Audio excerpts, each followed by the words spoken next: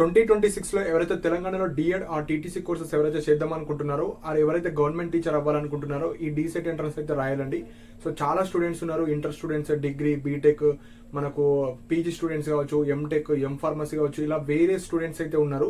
So ఈ DEECET కి సంబంధించిన ఎలిజిబిలిటీ క్రైటీరియా, ఎవరు ఎలిజిబుల్, ఎవరు నాట్ ఎలిజిబుల్, ఎవరికైతే ఎలిజిబిలిటీ లేదో మీకు ఫ్యూచర్ లో ఈ ఎలిజిబిలిటీ రావాలంటే ఎలాంటి కోర్సెస్ చేయాలో డీటెయిల్ గా ఎక్స్ప్లెయిన్ చేయడం జరుగుతుందండి. కేవలం ఎలిజిబిలిటీ మాత్రమే ఉంటుంది. సో ఫస్ట్ పాయింట్ వచ్చేసి మనకు డీసెట్ 2026 ఎలిజిబిలిటీ వచ్చేసి ఫస్ట్ బేసిక్ క్వాలిఫికేషన్ వచ్చేసి ఇంటర్మీడియట్. సో మీకు ఇంటర్మీడియట్ ఉంటే సరిపోతుంది. ఆ ఇంటర్మీడియట్ లో మనకు క్యాస్ట్ పరంగా మినిమం మార్క్స్ ఉంటాయి. ఆ మార్క్స్ వచ్చిన వాళ్ళు మాత్రమే ఎలిజిబుల్ అవుతారు. సో ఇంటర్ లో ఎవరైతే SC, ST, persons with disability వాళ్ళకు మినిమం 45% ఆఫ్ మార్క్స్ వచ్చి ఉండాలి. అంటే 1000 కి 450 or above. So SC, ST, persons with disability 450 above ఉండాలి. అంటే 450 వచ్చినా పర్లేదు. 449, 450, 444 ఇలాంటి స్టూడెంట్స్ ఉంటారు, వీళ్ళు నాట్ ఎలిజిబుల్. 450 ఆర్ ఎబో, 1000 కి 450 ఎబో ఉండాలి. ఆర్ 450 ఉన్న వాళ్ళు మాత్రమే ఎలిజిబుల్. ఎందుకంటే చాలా మంది లాస్ట్ టైం 443, 440, 420 వచ్చిన వాళ్ళు ఎగ్జామ్ రాసి వాళ్ళు క్వాలిఫై అయ్యి కౌన్సిలింగ్ వరకు వెళ్ళి అక్కడ రిజెక్ట్ అవుతారు. సో మనకు అప్లై చేసేటప్పుడు రిజెక్షన్ ఉండదు. మీరు పాస్ అయిన తర్వాత, క్వాలిఫై అయిన తర్వాత మీకు కౌన్సిలింగ్ లో డిస్క్వాలిఫై చేస్తారు. ఈ కౌన్సిలింగ్ వచ్చేసి మనకి ఫిజికల్ మోడ్ ఉండదు, ఫిజికల్ మోడ్ ఉంటుంది, ఆన్లైన్ లో ఉండదు. సో అక్కడ రిజెక్ట్ అవుతారు. కాబట్టి ఈ మార్క్స్ ఉన్న వాళ్ళు మాత్రమే మీరు అప్లై చేసుకోవాలి. Next BC, OC, EWS students ఎవరైతే ఉన్నారో వాళ్ళకు 500 ఆర్ ఎబో, 1000 కి మినిమం 50% ఆఫ్ మార్క్స్ వచ్చి ఉండాలి. 499 వచ్చిన వాళ్ళు కూడా ఉన్నారు చాలా మంది, వాళ్ళందరూ నాట్ ఎలిజిబుల్. సో ఇది బేసిక్ క్వాలిఫికేషన్. సో ఇది ఉన్న వాళ్ళు మాత్రమే అప్లై చేసుకోవాలి. సెకండ్ పాయింట్ వచ్చేసి ఎవరైతే రెగ్యులర్ ఇంటర్ లేకుండా ఓపెన్ ఇంటర్ చేసిన వాళ్ళు ఉన్నారు కదా, వాళ్ళు కూడా ఎలిజిబులే. వాళ్ళకు కూడా సేమ్ క్రైటీరియా ఉంటుంది. SC, ST, persons with disability వీళ్ళకు ఓపెన్ ఇంటర్ కి 500 మార్క్స్ ఉంటుంది. రెగ్యులర్ కి ఎలా అయితే 1000 ఉంటుందో మీకు 500 మార్క్స్ కి SC, ST, persons with disability 45% marks. అంటే 500 కి 225 ఆర్ ఎబో.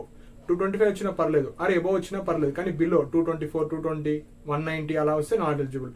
అండ్ ఎవరైతే ఈ బీసీ, ఓసీ, ఈడబ్ల్యూఎస్ వాళ్ళు ఉంటారో 250 మార్క్స్ రావాలి 500 కి, 250 are above. So regular inter లో, ఓపెన్ ఇంటర్ లో చేసిన వాళ్ళందరూ ఎలిజిబులే. చాలా మంది ఓపెన్ ఇంటర్ వేస్తే నాట్ ఎలిజిబుల్ అంటున్నారు, ఎలిజిబులే. Open inter is equivalent to regular inter. So main point అండి ఇది. ఓపెన్ ఇంటర్ వాళ్ళు కూడా మీరు డీసెట్ రాసుకోవచ్చు. థర్డ్ పాయింట్ వచ్చేసి intermediate appearing students. So regular mode లో ఎవరైతే ఇప్పుడు 2026 లో మనకు మార్క్స్ తర్వాత ఎగ్జామ్స్ అయిపోతాయి కదా, అంటే సెకండ్ ఇయర్ ఉన్న వాళ్ళు అందరూ ఎవరైతే ఇంటర్మీడియట్ స్టూడెంట్స్ ఉంటారో వాళ్ళందరూ ఎలిజిబులే. సెకండ్ ఇయర్ లో పర్సింగ్ స్టూడెంట్స్ అందరూ ఎలిజిబులే. డైరెక్ట్ మీరు ఆ ఎగ్జామ్స్ రాసి డీసెట్ రాసి మీరు జూలైలో మీరు DEECET continue like DEd or TTC course continue చేసుకోవచ్చు. ఇది థర్డ్ పాయింట్. ఫోర్త్ పాయింట్, ఇది కూడా ఇంపార్టెంట్, ఏజ్ క్రైటీరియా చూస్తారు. సో ఈ క్వాలిఫికేషన్స్ ఉండి కొంతమందికి ఏజ్ కూడా ఉండదు. సో మినిమం ఏజ్, సో ఈ డీసెట్ ఎంట్రన్స్ మీరు రాసుకోవాలంటే మినిమం ఏజ్ 17 ఇయర్స్ ఉండాలి. ఆ 17 ఇయర్స్ ఎలా క్యాలిక్యులేట్ చేసుకోవాలంటే మీ డేట్ ఆఫ్ బర్త్ ఉంటాయి కదా, మీ డేట్ ఆఫ్ బర్త్ నుంచి 1 September 2026. So me date of birth నుంచి 1 సెప్టెంబర్ 2026 క్యాల్కులేట్ చేస్తే ఏజ్ ఎంత ఉండాలంటే మినిమం 17 ఇయర్స్ ఉండాలి. 17 ఇయర్స్ ఆర్ ఎంత ఉండొచ్చు, మినిమం 17 ఉండాలి. 16 years 7 months, 16 years 5 months, 15 years ఇలా ఉంటే నాట్ ఎలిజిబుల్. సో ఎలా క్యాలిక్యులేట్ చేసుకోవాలంటే కొంతమంది కన్ఫ్యూజ్ అవుతారు, వాళ్ళ కోసం చెప్తున్నాను. మీ డేట్ ఆఫ్ బర్త్ ఉంటుంది కదండి, అక్కడ నుంచి 1 సెప్టెంబర్ అంటే జూన్, జూలై, ఆగస్ట్, సెప్టెంబర్ 2026 ఏదైతే గ్యాప్ ఉంటుందో దాంట్లో 17 ఇయర్స్ క్రాస్ అయిపోవాలి. సో 17 ఇయర్స్ క్రాస్ అవుతేనే మీరు ఎలిజిబుల్, లేకపోతే not eligible. So upper age, so చాలా మంది ఇప్పుడు 30 ఎబో వాళ్ళు కూడా చాలా మంది అప్లై చేస్తారు. 30, 35, 40, లాస్ట్ ఇయర్ 44, 45 వరకు కూడా అప్లై చేసిన వాళ్ళు ఉన్నారు. ఎందుకంటే మనకి ఏజ్ రిలాక్సేషన్ ఉంటుంది ఈ గవర్నమెంట్ జాబ్స్ లో టీచింగ్ సంబంధించింది. అండ్ కొంతమందికి ప్యాషన్ ఉంటుంది కాబట్టి 40 ఏజ్, 45 ఏజ్ లో కూడా సీట్లు తెచ్చుకున్న వాళ్ళు చాలా మంది ఉన్నారు. సో ఇక్కడ అప్పర్ ఏజ్ అంటూ ఏముండదండి, మీరు అందరు అప్లై చేసుకోవచ్చు. 40, 45 సంబంధం లేదు, నో అప్పర్ ఏజ్ లిమిట్, అందరు అప్లై చేసుకోవచ్చు. అండ్ ఫిఫ్త్ పాయింట్ వచ్చేసి ఇప్పుడు మెయిన్ ఎవరు నాట్ ఎలిజిబుల్ వాటి గురించి అయితే ఎక్స్ప్లెయిన్ చేస్తాను. సో ఎవరైతే ఐటీఐ చేసిన వాళ్ళు ఉంటారో, ఇంటర్మీడియట్ క్వాలిఫికేషన్ లేకుండా ఐటీఐ చేసిన వాళ్ళు ఉన్నారో వీళ్ళు నాట్ ఎలిజిబుల్. సెకండ్ వచ్చేసి పాలిటెక్నిక్ చేసిన వాళ్ళు కూడా not eligible. And diploma students ఎవరైతే 10th తర్వాత ఈ పాలిటెక్నిక్ డిప్లొమా చేసే వాళ్ళు ఉంటారు కదా, వాళ్ళు కూడా నాట్ ఎలిజిబుల్ అండి. సో మనకు డీసెట్ లో స్పెసిఫిక్ గా వీళ్ళు నాట్ ఎలిజిబుల్ అని ఇవ్వరు, కాకపోతే నాట్ ఎలిజిబుల్. అండ్ ఎవరైతే ఈ ఇంటర్ వొకేషనల్ కోర్సెస్ ఉంటారో యాజ్ పర్ మనకు డీసెట్ నోటిఫికేషన్ ప్రకారంగా వీళ్ళు నాట్ ఎలిజిబుల్, కాకపోతే వీళ్ళు కేసు వేయడం జరిగింది. సో కేసు వేస్తే మనకు హైకోర్టు ఏం చెప్పిందంటే వీళ్ళు నాట్ ఎలిజిబుల్ అని ఇవ్వలేరు, కాకపోతే వీళ్ళు ఎగ్జామ్ రాసుకోవచ్చు, వీళ్ళు కూడా డిఎడ్ వేసుకోవచ్చు అని చెప్పారు. కాకపోతే వీళ్ళు చేసిన కోర్స్ ఏదైతే డిఎడ్ కావచ్చు, టీటీసీ కావచ్చు, డిపిఎస్సి కావచ్చు, ఈ కోర్సు వ్యాలిడ్ చేయండి అని ఇంకా మనకు అఫీషియల్గా రాలేదు. కాకపోతే వొకేషనల్ వాళ్ళు కూడా ఎలిజిబులే. కాకపోతే మనకు డీసెట్ ఏదైతే కమిటీ ఉంటుందో ఈ వొకేషనల్ గ్రూప్స్లో ఎవరైతే ఈ బ్రిడ్జ్ కోర్స్ చేసిన వాళ్ళకి మాత్రమే కొంతమందికి మాత్రమే ఇస్తున్నారు. అందులో కూడా వాళ్ళు చూస్తారు. సో ఈ డీసెట్కి సంబంధించింది ఇంటర్ ఈక్వివాలెంట్ ఏవైతే వొకేషనల్ కోర్సెస్ ఉన్నాయో ఇంటర్ ప్లస్ వొకేషనల్ వాటికి మాత్రమే వాళ్ళు యాక్సెప్ట్ చేస్తున్నారు. వాళ్ళు సపరేట్గా వీళ్ళు ఎలిజిబుల్ వీళ్ళు నాట్ ఎలిజిబుల్ అని ఎక్కడ కూడా ఇన్ఫర్మేషన్ ఇవ్వరండి.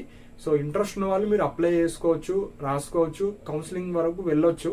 కాకపోతే ఈ కోర్స్ ఈ సబ్జెక్ట్స్ ఉన్న వాళ్ళు ఎలిజిబుల్ ఇదని మనకు అఫీషియల్గా ఎక్కడ లేదు. Inter plus vocational plus bridge course ఉన్న వాళ్ళు మీరైతే అప్లై చేసుకోండి. సో మీకు ఎలిజిబుల్ ఇస్తే ఓకే, లేకపోతే సర్టిఫికేట్ వెరిఫికేషన్లో చాలా మంది రిజెక్ట్ అయిపోయారు బ్రిడ్జ్ కోర్స్ లేని వాళ్ళు. సో ఇంటర్కి ఈక్వివాలెంట్ ఉంటే మీరు ఎలిజిబుల్, ఇంటర్కి ఈక్వివాలెంట్ లేకపోతే నాట్ ఎలిజిబుల్.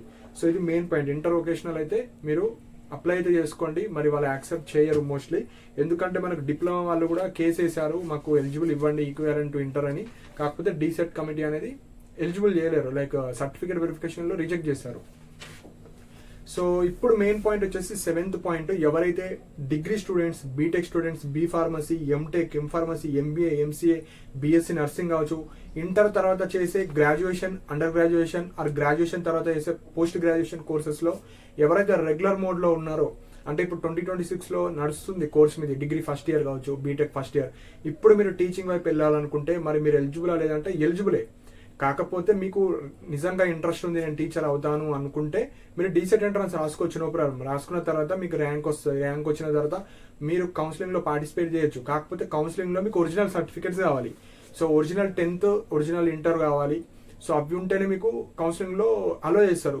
మీకు జిరాక్స్ ఉంది నా కాలేజ్లో ఉంది అంటే అలో చేయరు. పక్కా ఫిజికల్ మోడ్లో కౌన్సిలింగ్ అప్పుడు 10th, ఇంటర్ మీకు పక్కా ఉండాలి. ఇంటర్ ఎలిజిబిలిటీ కాబట్టి ఇంటర్కి సంబంధించింది ప్రూఫ్ ఇవ్వాలి.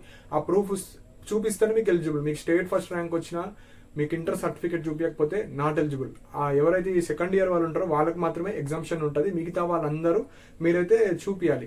So degree, BTech, B pharmacy వీళ్ళు ఎవరైతే first year, second year, third ఇయర్లో ఉన్న వాళ్ళు మీరు ఎంట్రన్స్ ఎగ్జామ్ రాసుకోవచ్చు. సో మీరు కూడా కంటిన్యూ అవ్వచ్చు. కాకపోతే ఒక డౌట్ రావచ్చు, ఇప్పుడు నేను డిగ్రీ సెకండ్ ఇయర్లో ఉన్నా, డిగ్రీ చేస్తూ డిఎడ్ వేసుకోవచ్చా, బీటెక్ చేస్తూ డిఎడ్ వేసుకోవచ్చా, నేను పీజీ చేస్తున్నా రెగ్యులర్ మోడ్లో, పీజీ ఫస్ట్ ఇయర్ ఉన్నా ఇప్పుడు డిఎడ్ వేసుకోవచ్చు అంటే అట్లా కుదరదు. 2 regular courses at a time చేయరాదు. 2 రెగ్యులర్ కోర్స్, ఇప్పుడు డిఎడ్ అనేది రెగ్యులర్ కోర్స్, మీరు చేసేది కూడా రెగ్యులర్ కోర్స్, 2 రెగ్యులర్ కోర్స్ చేయరాదు. సో మీకు ఇప్పుడు చేయమన్నారు కదా మరి ఎట్లా అంటే, మీరు ఏదైతే ఇప్పుడు డిగ్రీ చేస్తున్నారో, బీటెక్ చేస్తున్నారో అది అడ్మిషన్ క్యాన్సిల్ చేసుకొని ఇందులో జాయిన్ అవ్వచ్చు. అంటే ఇప్పుడు జూలైలో, ఆగస్టులో మీకు అకాడమిక్ ఇయర్ స్టార్ట్ అవుతుంది. సో సపోజ్ మీరు డిగ్రీ సెకండ్ ఇయర్లో ఉన్నారు, మనకు డిఎడ్ అంటే ఇష్టం, అక్కడ డిగ్రీ క్యాన్సిల్ చేసుకొని డిస్కంటిన్యూ టీసీ తెచ్చుకొని మీరు ఇందులో పార్టిసిపేట్ చేయాలి. సో ఆ విధంగా ఉంటుంది. అంటే మీకు సీట్ వస్తేనే మీరు ఆ ప్రాసెస్ చేసుకోవాలి. సో అప్పటి వరకు మీరు వెయిట్ చేయాలి. సో ఇప్పుడు బీటెక్ సెకండ్ ఇయర్లో ఉన్నారు, నాకు టీచింగ్ వైపు వెళ్ళాలనుకుంటే మీకు ఇక్కడ ర్యాంక్ వచ్చింది, కాలేజ్ కూడా వచ్చింది, అప్పుడు అక్కడ బీటెక్ మీరు డిస్కంటిన్యూ చేసుకొని అక్కడ ఫీ మొత్తం పే చేసుకొని ఇటు రావాలి. సో ఎవరైతే ఆల్రెడీ వేరే రెగ్యులర్ కోర్సులో ఉండి ఇప్పుడు డిఎడ్ చేద్దాం అనుకున్న, టీచింగ్ వైపు రావాలంటే మీ పాత కోర్సు డిస్కంటిన్యూ చేసుకున్న తర్వాత ఇందులో రావచ్చు. సో అదొక్క ఆప్షన్ అయితే ఉంది. సో ఆల్ రెగ్యులర్ స్టూడెంట్స్ మీరు కూడా రాసుకోవచ్చు, నో ప్రాబ్లం. కాకపోతే మీకు సీట్ వచ్చిన తర్వాత ఆ పాత కోర్స్ మొత్తం డిస్కంటిన్యూ చేసుకొని డిస్కంటిన్యూ టీచర్తో జాయిన్ అవ్వాలి. ఇది మెయిన్ పాయింట్. సో ఎగ్జామ్ రాసుకోవచ్చు, సీట్ వచ్చిన తర్వాత అది చేసుకోవచ్చు. నెక్స్ట్ వచ్చేసి open degree and open PGs కావచ్చు, ఇలా చేసే వాళ్ళు కూడా చేసుకోవచ్చు అని క్వశ్చన్స్ అడుగుతారు. ఎవరైతే ఓపెన్ డిగ్రీ 2026లో జాయిన్ అయిన వాళ్ళు, 25లో జాయిన్ అయిన వాళ్ళు, 24లో జాయిన్ అయిన వాళ్ళు, Ambedkar open university, Kakatiya university కావచ్చు, మనకు professor G Rama Reddy distance education, IGNOU కావచ్చు, వేరియస్ ఏవైతే ఓపెన్ డిగ్రీ చేసే వాళ్ళు కావచ్చు, ఓపెన్ పీజీ చేసే వాళ్ళు కావచ్చు, మీరైతే జాయిన్ అవ్వచ్చు, కోర్సెస్ కూడా వేసుకోవచ్చు. కాకపోతే ఈ ఓపెన్ డిగ్రీతో ఒక ప్రాబ్లం ఏమొచ్చిందంటే, చాలా మంది ఎవరైతే డిఎడ్ వేసే వాళ్ళు ఓపెన్ డిగ్రీ చేస్తారు 99%, ఎందుకంటే వాళ్ళు రెగ్యులర్ మోడ్లో వెళ్ళరు ఇక ఓపెన్ డిగ్రీ. సో అలాంటి వాళ్ళకు సపోజ్ మీకు జాబ్ వచ్చిన తర్వాత, లైక్ ఈ డిఎడ్ కోర్స్తో ఎస్జిటి వచ్చిన తర్వాత మీరు ఆ డిగ్రీతో బిఎడ్ చేసుకోరాదు, అంటే మీకు ప్రమోషన్స్లో ఇబ్బంది అవుతుంది. సో మళ్ళీ మీరు సపరేట్ డిగ్రీ చేసి దాంతో బిఎడ్ వేయాలి. ఎందుకంటే మీరు ఒకే అకాడమిక్ ఇయర్లో డిగ్రీ ప్లస్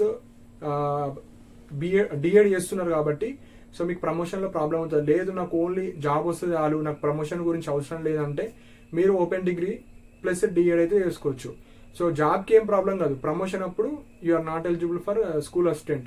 ఎందుకంటే SGT టు స్కూల్ అసిస్టెంట్ అవుతారు, కానీ స్కూల్ అసిస్టెంట్ కంటిన్యూ అవుతారు. మీరు మళ్ళీ డిగ్రీ చేయాల, కొత్తగా డిగ్రీ చేసుకొని మళ్ళీ ఓపెన్ యూనివర్సిటీలో డిగ్రీ చేసుకొని ఆ డిగ్రీతో B.Ed చేసుకోవాలి. అంతేగాని మీరు D.Ed ప్లస్ ఓపెన్ డిగ్రీ చేస్తే ఆ ఓపెన్ డిగ్రీతో B.Ed వేసుకోరాదు, అండ్ అది వ్యాలిడ్ కూడా కాదు. సో ఇది ఒక్క ప్రాబ్లం తప్ప మీరు చేసుకోవచ్చు. నాకు ఓన్లీ టీచింగే కావాలి, నాకు ప్రమోషన్ వద్దు, ఇప్పుడు ప్రజెంట్ ఇది ఒక్కటి చేయాలనుకుంటే ఓపెన్ డిగ్రీ ఫస్ట్ ఇయర్లో ఉన్నారా, సెకండ్ ఇయర్లో ఉన్నారా, ఫైనల్లో ఉన్నారా, మీరు ఎలిజిబుల్. ఫైనల్ ఇయర్ వాళ్ళైతే direct eligible, no problem.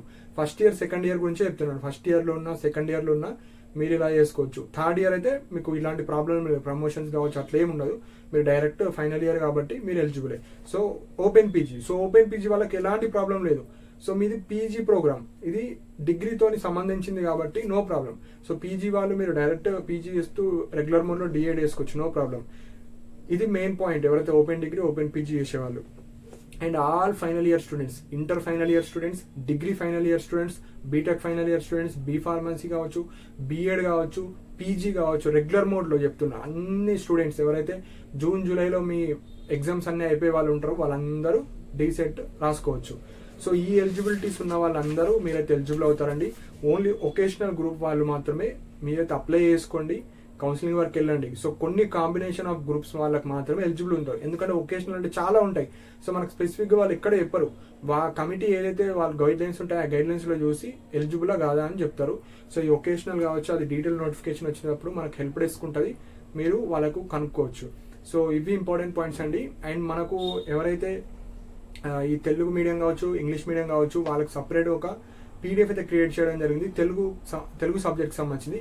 So complete గ్రామర్తో Telugu medium వాళ్ళకి 20 మార్క్స్, ఇంగ్లీష్ మీడియం వాళ్ళకు 10 మార్క్స్ సంబంధించిన టెక్స్ట్ బుక్ PDF అయితే గ్రామర్ పాయింట్స్ ఉంటాయి అన్ని ఇంక్లూడ్ చేస్తేనే ఒక్క PDF చదివితే సరిపోతుంది. సో కింద మన వెబ్సైట్ లింక్ ఉంటుంది, సో ఇంట్రెస్ట్ ఉన్న వాళ్ళు పర్చేజ్ చేసుకోవచ్చు. అండ్ మెయిన్గా కాలేజెస్ లిస్ట్ అండి. సో మీకు మీ జిల్లాలో అసలు కాలేజెస్ ఉన్నాయా? సో మనకు తెలుగు మీడియం కాలేజెస్ ఉంటాయి, ఇంగ్లీష్ మీడియం ఉంటాయి, ఉర్దూ మీడియం ఉంటాయి. సో మీరు ఏ మీడియంకి చెందిన వాళ్ళు, లైక్ మీకు ఏ మీడియంలో చేద్దాం అనుకుంటున్నారు, ఏ కోర్స్ ఎట్లుంటుంది, సో ప్రీవియస్ వీడియో చేసిన ఆ వీడియో చూడండి.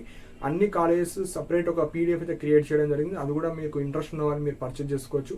అది చూసిన తర్వాత మీరు ప్రిపరేషన్ స్టార్ట్ చేయండి, ఎందుకంటే మీకు నియర్ బై కాలేజ్ లేకపోతే ప్రిపేర్ అయ్యి కూడా వేస్టే.